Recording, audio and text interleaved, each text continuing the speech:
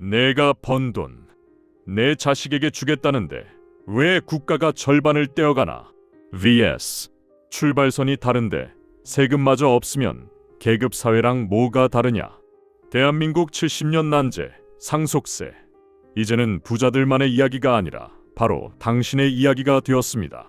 첫 번째 라운드, 가장 뜨거운 감자입니다. 상속세. 예전엔 재벌 회장님들만 내는 건 줄 알았는데 지금 2026년 현실은 어떻습니까? 라운드 1. 중산층세 논란. 부자세인가? 거주세인가? 여러분, 이거 진짜 사기 수준입니다. 상속세 공제 한도 5억 원, 이거 언제 만든 기준인 줄 아세요? 1997년입니다. 무려 29년 전이에요. 그때 음마아파트가 2억 원도 안 했습니다. 지금은 얼마죠? 35억이 넘어요. 물가는 3배, 집값은 10배가 올랐는데 세금 기준은 30년 전 그대로입니다. 평생 월급 모아서 집 한 채 장만하고 거기서 30년 산 죄밖에 없는 우리 부모님들 돌아가시자마자 국가가 너 10억 넘네? 부자네? 세금 40% 내놔! 하면서 뜯어갑니다. 이게 부자세입니까? 아니요, 이건 평범한 중산층 약탈입니다. 집을 팔지 않으면 세금을 못 내서 상속받은 집에서 쫓겨나는 게 말이 됩니까? 중산층 약탈이라뇨. 통계를 왜곡하지 마세요. 아무리 집값이 올랐다 해도 대한민국에서 상속세 실제로 내는 사람 여전히 상위 5에서 6%입니다. 나머지 95% 국민은 상속세 걱정 안 하고 살아요. 서울 아파트 가진 분들 집값 올라서 자산 수십억 되셨잖아요. 그게 다 본인 노력만입니까? 지하철 뚫리고 공원 생기고 국가 인프라 덕분에 집값 오른 불로소득이잖아요. 그 이득의 일부를 사회에 환원하는 건데 그게 아까워서 약탈이라고 합니까? 지금 상속세 깎아주면 결국 누가 제일 이득 보죠? 수백억, 수천억 자산가들입니다. 중산층 핑계대면서 진짜 부자들 세금 깎아주려는 꼼수 속지 마십시오. 라운드 2. 이중과세 논란. 벌 때 냈는데 죽어서 또? 두 번째 쟁점은 세금의 원칙 문제입니다. 소득 있는 곳에 세금 있다고 하지만 이미 낸 돈에 왜 또 물리냐는 반발도 만만치 않죠. 생각해보세요. 우리 아버지가 월급 받을 때 소득세 냈습니다. 물건 살 때 부가세 냈고 집 살 때 취득세, 가지고 있을 때 보유세 다 냈습니다. 평생 국가에 세금 꼬박꼬박 내고 남은 돈, 세후소득을 모은 거예요. 그런데 단지 사망했다는 이유로 그 돈의 절반을 국가가 다시 가져갑니다. 이건 명백한 이중과세고 국가가 개인의 재산권을 침해하는 겁니다. 내가 안 먹고 안 입고 모은 돈입니다. 내 자식 주겠다는데 왜 국가가 숟가락을 얹습니까? 이러니까 부자들이 한국 떠나서 이민 가는 겁니다. 국부 유출 막으려면 징벌적 과세 멈춰야 합니다. 이중과세라고요? 그럼 자녀 입장에서 봅시다. 자녀가 그 돈 버는데 기여했습니까? 아니죠. 그냥 운 좋게 부자 부모 만난 덕분에 수억, 수십억이 공짜로 생긴 겁니다. 이건 소득이에요. 불로소득, 로또 당첨금에도 세금 33% 떼는데 부모 잘 만나 받은 돈에 세금 안 매기면 그게 공정입니까? 그리고 상속세는 부의 집중을 막는 마지막 브레이크입니다. 이거마저 없으면 돈이 돈을 낳고 그 돈이 권력이 돼서 대한민국은 영원히 계급이 바뀌지 않는 신분제 사회가 될 겁니다. 당신의 자녀가 출발선부터 100m 뒤처지는 걸 원하십니까? 라운드 3. 코리아 디스카운트. 주식시장의 족쇄인가? 시야를 좀 넓혀보죠.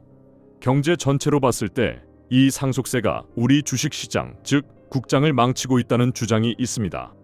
여러분, 한국 주식 왜 안 오르는 줄 아세요?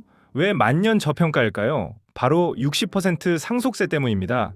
대주주가 사망하면 주식 가치의 60%를 세금으로 내야 해요. 경영권이 날아갑니다. 그러니 대주주 입장에선 주가가 오르는 게 좋을까요? 아니요. 주가가 오르면 상속세 폭탄 맞으니까 일부러 주가를 누릅니다. 배당도 안 하고 주가 조작 수준으로 낮게 유지하려고 해요. 그 피해는 고스란히 1,400만 개미 투자자들이 봅니다. 상속세를 OECD 평균 수준인 25% 정도로 낮춰야 대주주도 주가 부양에 나섭니다. 개미들 살리기 위해서라도 상속세는 낮춰야 합니다. 대주주가 주가 누르는 게 상속세 탓이라고요? 그건 대주주의 탐욕과 도덕적 해이 탓이지 세금 탓이 아닙니다. 상속세 낮춰주면 그들이 갑자기 천사가 돼서 배당 늘리고 주가 올릴까요? 천만에요. 그냥 세금 덜 내서 좋다고 웃으면서 경영권 세습 더 쉽게 할 겁니다. 그리고 기업 물려받기 힘들면 전문 경영인한테 넘기면 됩니다. 왜 굳이 능력이 검증되지 않은 아들, 손자한테 경영권을 물려줘야 합니까? 글로벌 기업들 보세요. 애플, 마이크로소프트 자식한테 경영권 줍니까? 세습 경영 고집하는 후진적인 재벌 문화가 문제지 상속세가 문제가 아닙니다. 라운드 4. 글로벌 스탠다드. OECD 1위의 불명예. 한국의 상속세율 50%. 전 세계적으로 보면 어느 정도일까요? 해외 사례를 보면 우리가 너무 과한 건지 아니면 적절한 건지 보일 겁니다. 팩트만 봅시다. OECD 회원국 평균 상속세율 15%입니다. 우리는요 50%입니다. 최대 주주 할증하면 60%로 전 세계 압도적 1등입니다. 스웨덴 상속세 폐지했습니다. 캐나다, 호주 상속세 없습니다.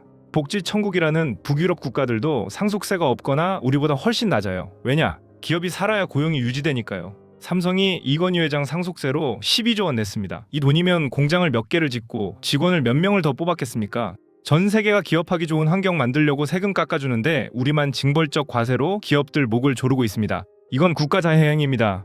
해외랑 단순 비교하지 마세요. 상속세 없는 나라들 대신 자본이득세가 엄청 셉니다. 물려받을 때 세금 안 내는 대신 나중에 그 자산 팔 때 세금 왕창 냅니다. 조삼모사예요. 그리고 우리나라는 소득세 실효세율이 낮은 편이라서 상속세로 보완하는 측면이 큽니다. 무엇보다 우리나라는 아직 사회 안전망이 부족합니다. 빈부격차가 이렇게 심한데 상속세까지 폐지하거나 낮추면 대한민국은 세습 자본주의 국가가 됩니다. 돈이 계급이 되는 사회, 우리가 지향하는 선진국은 그런 모습이 아니지 않습니까? 라운드 5. 재정 문제. 세수 펑크. 누가 메우나? 마지막 라운드. 현실적인 나라 살림 문제입니다. 작년에도 세수 펑크 났죠. 상속세 깎아주면 그 구멍은 누가 메웁니까? 이게 핵심입니다. 지금 저출산 고령화로 나라 쓸 돈은 눈덩이처럼 불어납니다. 그런데 부자 감세해줘서 상속세 수조 원이 줄어들면 그 돈 어디서 나옵니까? 결국 월급쟁이 근로소득세 올리거나 서민들 쓰는 부가세 올려야 합니다. 아니면 국채 발행해서 나라 빚 늘리거나요. 있는 사람들 세금 깎아주려고 없는 서민들 주머니 털거나 미래 세대에 빚 떠넘기는 꼴입니다. 재정 건전성 중요하다면서 왜 부자 감세에는 그렇게 관대합니까? 지금은 감세할 때가 아니라 복지를 위해 곳간을 채울 때입니다. 세금은 거위의 털을 뽑는 겁니다. 너무 아프게 뽑으면 거위가 죽거나 도망가요. 상속세가 너무 높으니까 부자들이 소비 안 하고 투자 안 하고 돈 꽁꽁 싸매고 있거나 해외로 뺍니다. 오히려 상속세를 합리적으로 낮춰주면 부자들이 지갑을 열고 투자를 하고 기업을 승계해서 고용을 유지합니다. 경제가 돌면 전체적인 세수는 오히려 늘어납니다.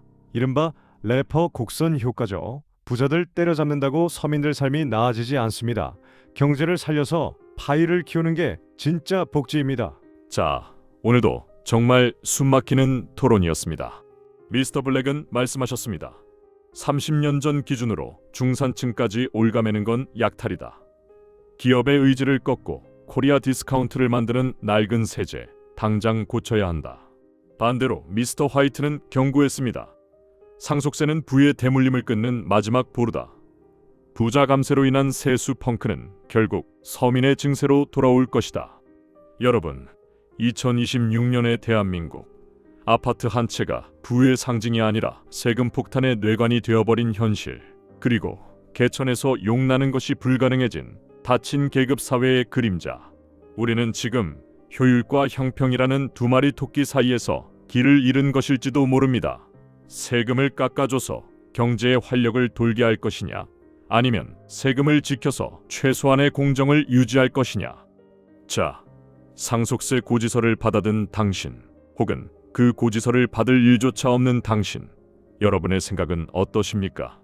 중요한 건 이 결정이 우리 아이들이 살아갈 세상의 룰을 정한다는 겁니다. 여러분의 현명한 판단 댓글로 기다리겠습니다. 구독과 좋아요 잊지 않으셨죠?